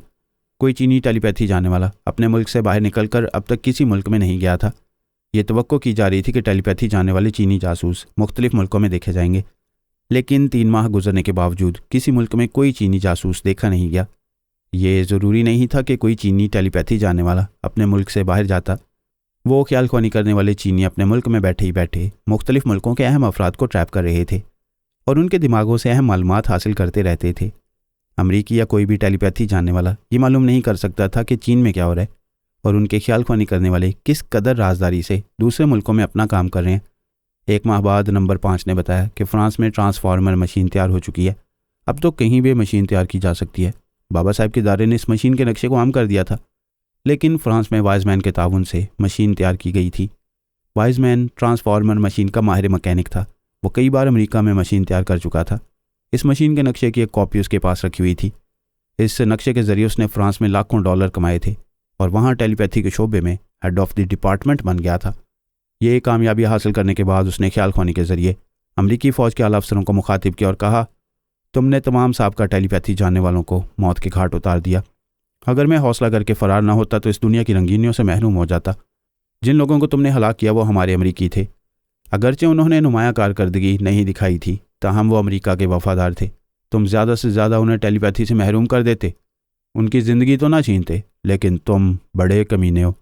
आला अफसर ने कहा, कुत्ते दूर से भौंकते हैं, तुम दूर जाकर गालियाँ दे रहे हो। हमने जिन्हें हलाक किया हो सकता है वो मुहिब्बे वतन हो, मगर तुम नहीं हो। तुम बदतरीन गद्दार हो। हमारे मुल्क से मशीन का नक्शा चुरा कर फ्रांस ले गए हो। कभी तो हमारे हाथ आओगे, फिर हम तुम्हारा मजाज पूछेंगे। अभी तो मैं तुम्हारा मजाज पूछ रहा हूँ। तुम अपने 10 टेलीपैथी जानने वालों के सिलसिले में बड़ी राजदारी से काम ले रहे हो। मैं घर का भेदी हूँ, तुम्हारी लंका ढाने वाला हूँ। दुनिया के तमाम टेलीपैथी जानने वालों को ये बताऊँगा कि तुम्हारे 10 टेलीपैथी जानने वाले बड़ी अहमियत के हामिल हैं। उन्हें अंडरग्राउंड रखा गया है। वो अपनी आवाज़ किसी को नहीं सुनाते हैं, कोई उनके दिमागों तक नहीं पहुँच सकेगा। ये तमाम टेलीपैथी जानने वालों के लिए एक चैलेंज होगा। तुम्हारे ये कहने से मुखालिफ टेलीपैथी जानने वाले इस चैलेंज को कबूल करेंगे, लेकिन सरतोड़ कोशिश करने के बावजूद हमारे उन अहम ख्याल ख्वानी करने वालों तक नहीं पहुँच पाएंगे। तुम एक अमरीकी हो, अब भी अपनी वफादारी का सबूत दे सकते हो। हमसे समझौता करो और उन 10 टेलीपैथी जानने वालों के बारे में किसी को ना बताओ। वाइजमैन ने जवाब में कहका लगाकर राब्ता ख़त्म कर दिया। कोरोना ट्रेन में पानी पीने के बाद कमज़ोरी में मुब्तला होकर बेहोश हो गई। पारस ने उसे दोनों बाजू में उठाकर बर्थ पर लेटा दिया, फिर ओवरकोट पहनकर सर पर फ्लैट हैट रखकर ज़ेरे लब कहा, सॉरी, बुरे वक्त में तुम्हारा साथ छोड़ रहा हूँ। तुम टेलीपैथी के ज़रिए रूस की मलका बनना चाहती थी। आइंदा हमारी मुलाकात मास्को में होगी। ये कहकर वो कैबिन का दरवाज़ा बंद करके ट्रेन से उतरा और स्टेशन के वेटिंग रूम में आकर बैठ गया। उसे अब हर लम्हा कोरोना की निगरानी करनी थी।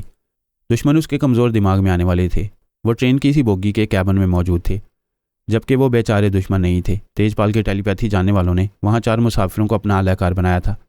माइक मूरो ने जोसेफ विस्की से कहा, बहुत देर हो चुकी है। कोरोना ने खाना खाकर वो पानी पी लिया होगा, क्या उसके दिमाग में जाकर सूरत हाल मालूम की जाए?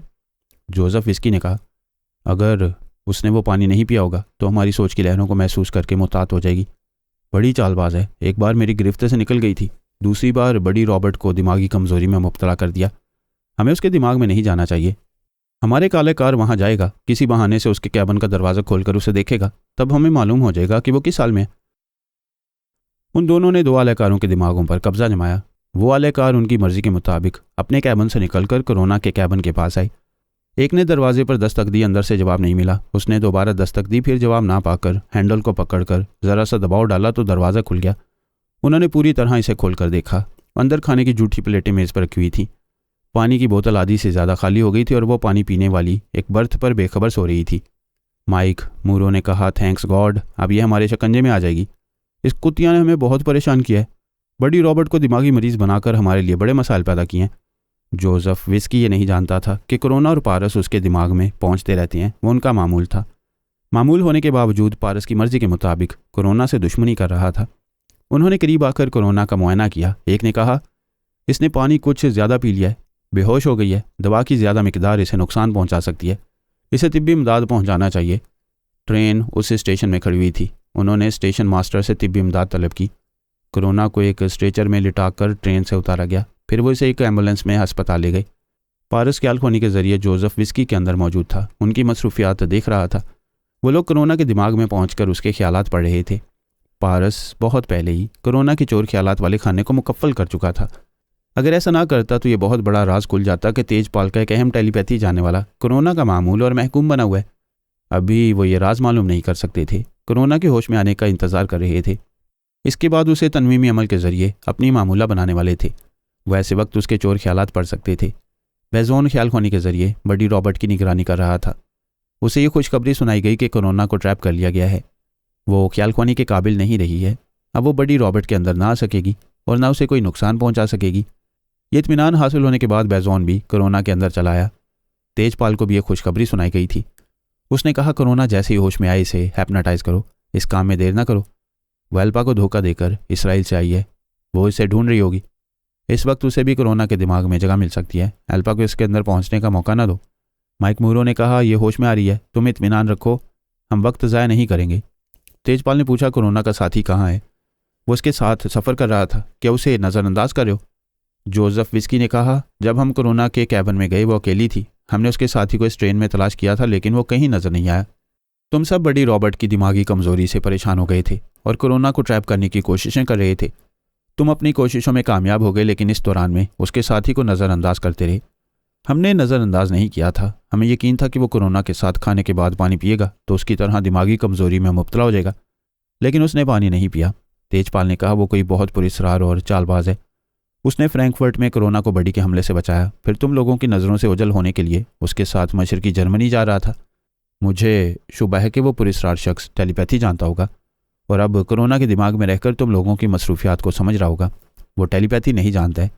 फ्रैंकफर्ट में बड़ी ने कोरोना को गोली मारकर ज़ख्मी करना चाहा था। उस शख्स ने बड़ी से मुकाबला करके उसका रिवॉल्वर छीन लिया था। वो चाहता तो कोरोना की तरह वो भी बड़ी को कमज़ोर बनाकर उसे हैप्नाटाइज कर सकता था, लेकिन ऐसा सिर्फ कोरोना ने किया।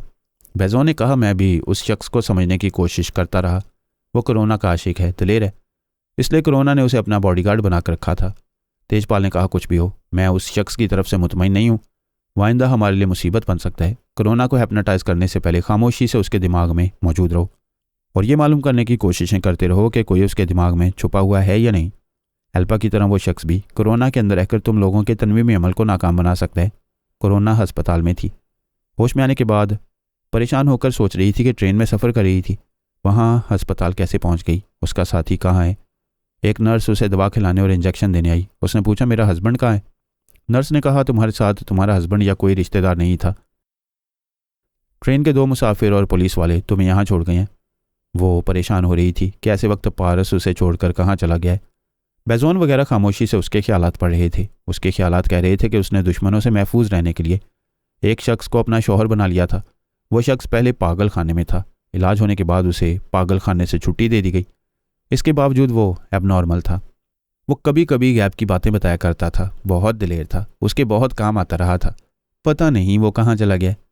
बेजोन, माइक मूरो और जोसेफ विस्की कुरीद कर उससे सवालात कर रहे थे और उसके जवाबात तेजपाल को सुना रहे थे। तेजपाल ने कहा, कोरोना से उसके जिस्मानी ताल्लुकात थे।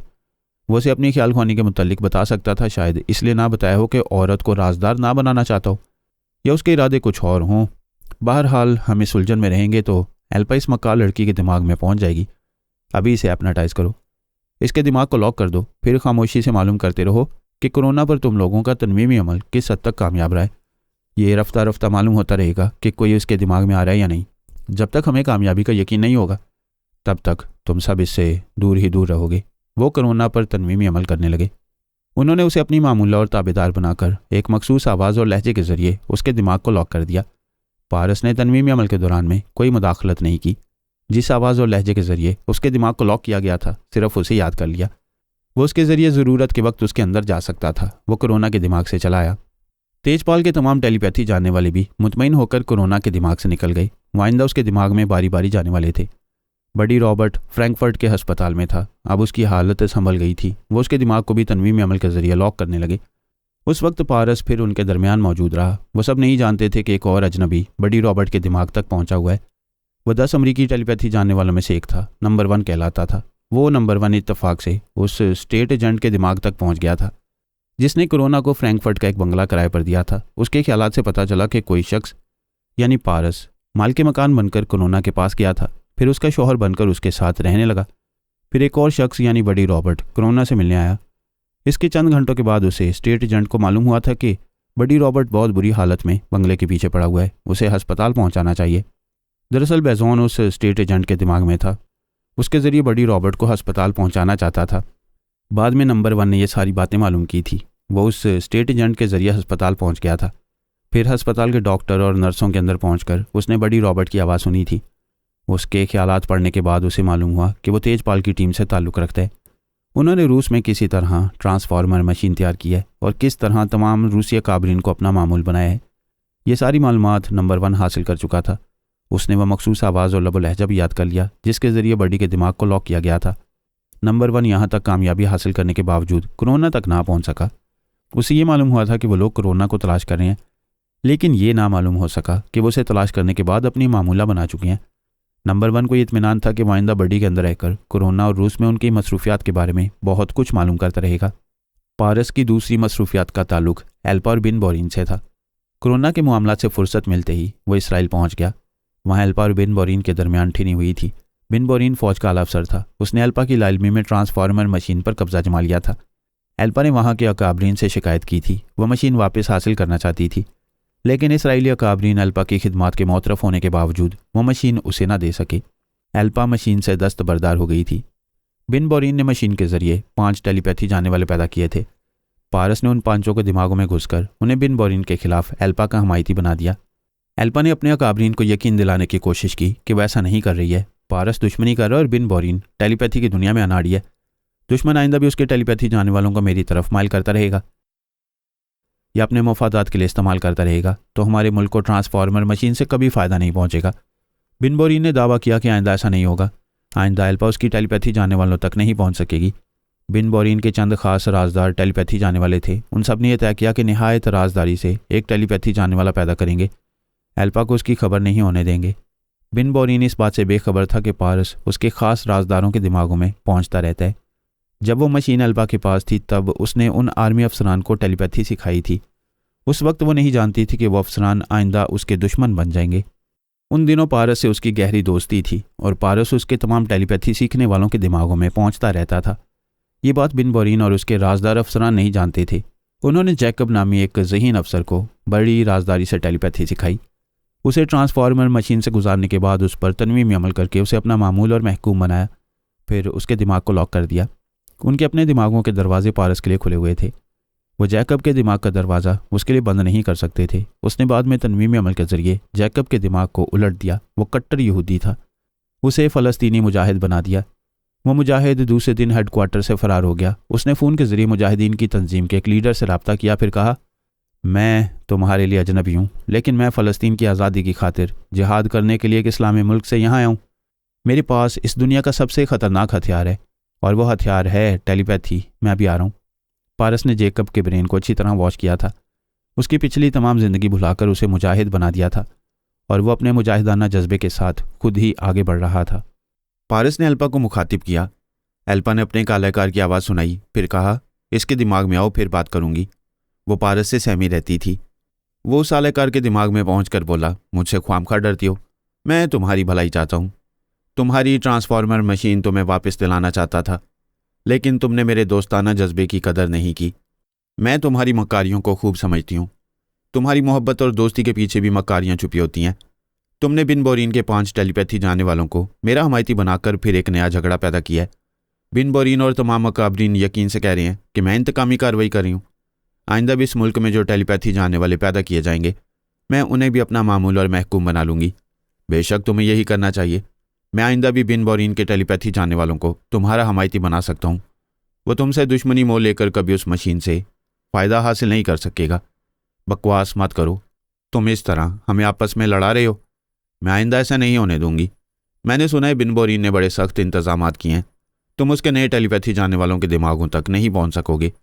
मैं तुम लोगों की जड़ों तक पहुंचा हुआ हूँ। जब चाहूँगा जड़ से उखाड़ फेंकूंगा। लेकिन मुझे इस खेल में मज़ा आ रहा है। तुमने अपनी बेशबहा खिदमत के ज़रिए अपने मुल्क में बहुत इज्जत और शोहरत हासिल की थी। मैं तुम्हारे अकाबरीन की नज़रों में तुम्हें गिरा रहा हूँ। तुम्हें मजबूर कर दिया है। तुम अपनी यहूदी कौम और अपने मुल्क की खिदमत से खुद ही बाज आ गई हो। गुमनामी की ज़िंदगी गुजारी हो। शायद अपना मुल्क छोड़कर जा चुकी हो। आगे भी देखती जाओ कि तुम्हारे साथ क्या होने वाला है। तुम मेरे खिलाफ जितनी इंतकामी कार्रवाई कर चुके हो, उसके बाद और कुछ नहीं कर सकोगे। मैं तुम्हारी ये खुशफहमियाँ भी ख़त्म कर देता हूँ। ज़रा अपने अकाबरीन से रब्ता करो। एक फ़लस्तीनी मुजाहिद उन्हें हैरानों परेशान कर रहा है। वो नफ़रत से बोली, ये फ़लस्तीनी मुजाहिदीन मेरे सामने कीड़े मकोड़े हैं। मैं बड़े बड़े दुश्मनों से निमटती रहती हूँ। इन मिट्टी के कीड़ों को कोई अहमियत नहीं देती। हमारे अकाबरीन इन फ़लस्तीनी बागियों से सियासी तौर पर निमटते रहते हैं। तुमने कहा था मैं इन मुजाहिदीन को अपनी मशीन से गुजार कर टेलीपैथी सिखाऊं। मैंने तुम्हारे इस मुतालबे पर थूक दिया था। तुमने आसमान की तरफ थूका था। वो थूक वापस तुम्हारे मुंह पर आ रहा है। तुम जिन्हें कीड़े मकोड़े कह रही हो, वो तुम्हारे मुल्क में टेलीपैथी का पहाड़ बन रहे हैं। यकीन ना हो तो अपने अकाबरीन से पूछ लो। एल्पा ने आला हाकिम से रब्ता किया, फिर कहा, मैं एल्पा बोल रही हूँ। आला हाकिम ने दूसरे अकाबरीन से कहा, एल्पा मेरे दिमाग में आई है। एक हाकिम ने कहा, एल्पा तुम 24 घंटों में 2 बार हमसे रब्ता कायम किया करती थी, मगर अब तुमने हमें भुला दिया है। अपने मुल्की और कौमी फ़राइज़ को भूल गई हो। वो बोली, मैं पहले अपने मुल्क में तनहा एक टेलीपैथी जाने वाली थी। अब तो आपका बिन बोरीन टेलीपैथी की फ़ौज तैयार कर रहा है। इतने सारे टेलीपैथी जानने वाले आपके तमाम मसाइल हल कर रहे होंगे। एक ने कहा, ये मसाइल क्या हल करेंगे, और ज़्यादा मसाइल पैदा कर रहे हैं। जानती हो बिन बोरीन ने क्या किया है? एल्पा ने पूछा, क्या किया है? उसने हमारी ट्रांसफार्मर मशीन के ज़रिए एक फ़लस्तीनी मुजाहिद को टेलीपैथी सिखाई है। वह हैरानी से बोली, ये कैसे हो सकता है? अगरचे बिन बोरीन मेरा दुश्मन है, लेकिन मुहिब्बे वतन है। मेरी तरह कट्टर यहूदी है। वो कभी किसी मुसलमान को टेलीपैथी नहीं सिखाएगा। वो भी यही कह रहा है। उसने जेकब नामी एक ज़हीन अफसर को बड़ी राजदारी से टेलीपैथी सिखाई थी। वो सीखने के बाद हेडक्वार्टर से फ़रार हो गया। एल्पा सोच में पड़ गई।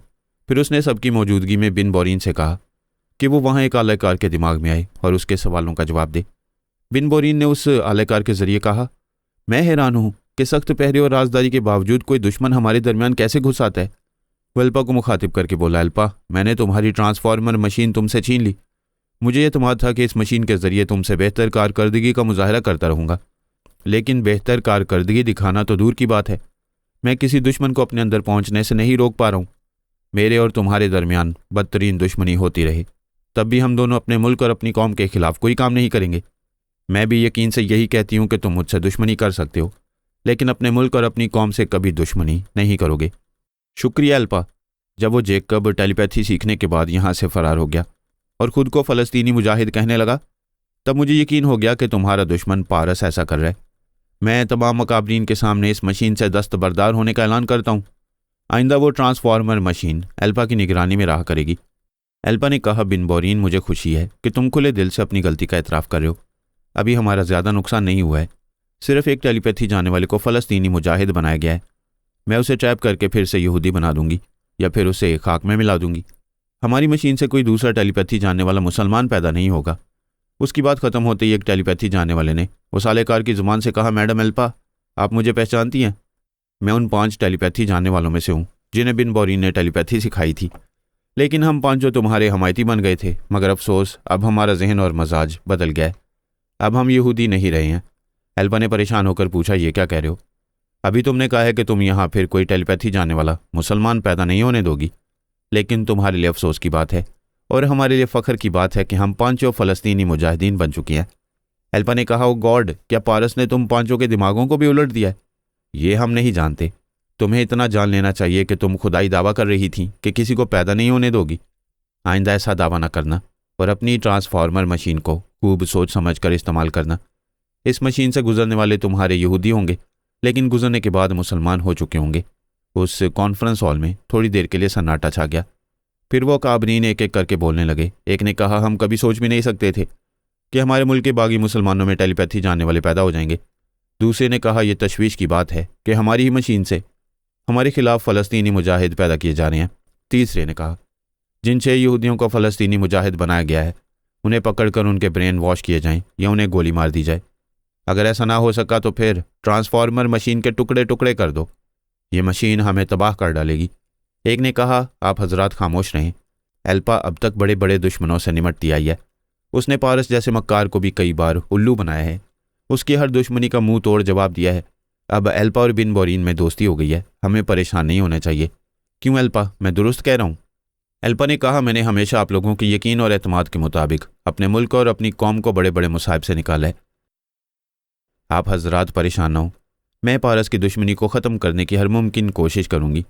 बिन बोरीन ने कहा, मैं उन नए 6 फ़लस्तीनी मुजाहिदीन को कहीं रूपोश रहने और तकरीबी कार्रवाई करने का मौका नहीं दूंगा। पूरे फ़लस्तीन की नाकाबंदी करूंगा। वो ज़्यादा दिनों तक कहीं छुप कर नहीं रह सकेंगे। एक टेलीपैथी जानने वाले ने आलाकार की ज़ुबान से कहा, पहले मेरा नाम जेकब था, अब मेरा नाम याकूब है। मैं वार्निंग देता हूं कि यहाँ मुसलमानों के घरों में घुसकर हमें तलाश न करना। तुम एक मुसलमान के घर में घुसोगे तो हम 2 यहूदियों के घरों को टेलीपैथी के बारूद से उड़ा देंगे। एल्पा ने कहा, जेकब, मैं तुमसे बहस नहीं करूंगी और ना ही तुम्हें नसीहत करूंगी, क्योंकि तुम पारस के तनवीमी अमल के ज़ेरे असर हो। अपने मज़हब और अपनी कौम को भूल चुके हो। मेरे समझाने से तुम नहीं समझोगे। तुम्हारे दूसरे 5 साथी भी मुझे दुश्मन समझेंगे। मेरी कोशिश यही होगी कि तुम्हें किसी तरह गिरफ्तार करूं और तुम्हारा ब्रेन वॉश करके फिर तुम्हें कट्टर यहूदी बना दूं। फिर उसने अकाबरीन से कहा, मैं अभी जा रही हूं। जब तक हम मशीन को अच्छी तरह महफूज नहीं रखेंगे और जब तक ये यकीन नहीं कर लेंगे कि पारस या कोई और दुश्मन हमारे दरमियान घुसकर हमें नुकसान नहीं पहुंचाएगा, तब तक हम ट्रांसफार्मर मशीन को इस्तेमाल नहीं करेंगे। कोई नया टेलीपैथी जानने वाला पैदा नहीं करेंगे।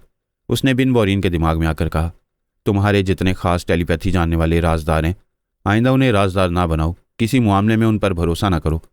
पारस उनके दिमागों में घुसा रहता है, इसलिए तुम्हारे ऐसे अहम राज भी मालूम कर लेता है जिन्हें मैं भी मालूम नहीं कर सकती। वो बोला, तुम दुरुस्त कहती हो। आइंदा दुश्मनों के हमलों से बचने के लिए पहले अपना ही मुहासबा सख्ती से करना चाहिए। अब मैं किसी भी राजदार को कुछ बताए बगैर बारी बारी उनके ब्रेन वॉश करूंगा, फिर नए लबो लहजे के साथ उनके दिमागों को लॉक करूंगा। अगर तुम कहो तो उस मशीन को किसी दूसरी जगह मुंतकिल कर दिया जाए। मशीन वहीं हेडक्वार्टर में महफूज रहेगी।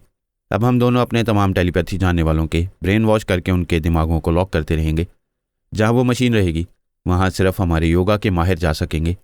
एल्पा अच्छी तरह समझ रही थी कि बिन बोरीन के राजदार साथियों में कुछ कमज़ोरियाँ, पारस उन्हीं से फ़ायदा उठा रहा है। जब तक अपने तमाम लोगों की कमज़ोरियाँ दूर नहीं की जाएंगी तब तक पारस की हर साजिश कामयाब होती रहेगी। पारस भी समझ रहा था कि एल्पा आइंदा उसके हमलों से बचने के लिए कैसे कैसे इक़दाम करेगी। उसने अपने तमाम मातियतों को हुक्म दिया कि वह हेडक्वार्टर के तमाम अहम टेलीपैथी जानने वालों के अंदर आते जाते रहा करें। जब भी उनके ब्रेन वॉश किए जाएं और उनके दिमागों को लॉक किया जाए तो ऐसे वक्त उसके मातियतों को वहाँ मौजूद रहना चाहिए। उसने एल्पा से कहा, तुम कितनी परेशान हो रही हो, मेरा रास्ता रोकने के लिए कैसे कैसे पापड़ बेल रही हो। अगर तुम मेरा एक छोटा सा मुतालबा मान लेती और फ़लस्तीनी मुसलमानों को टेलीपैथी सिखाने के लिए राज़ी हो जाती तो मेरी तुम्हारी दोस्ती कायम रहती।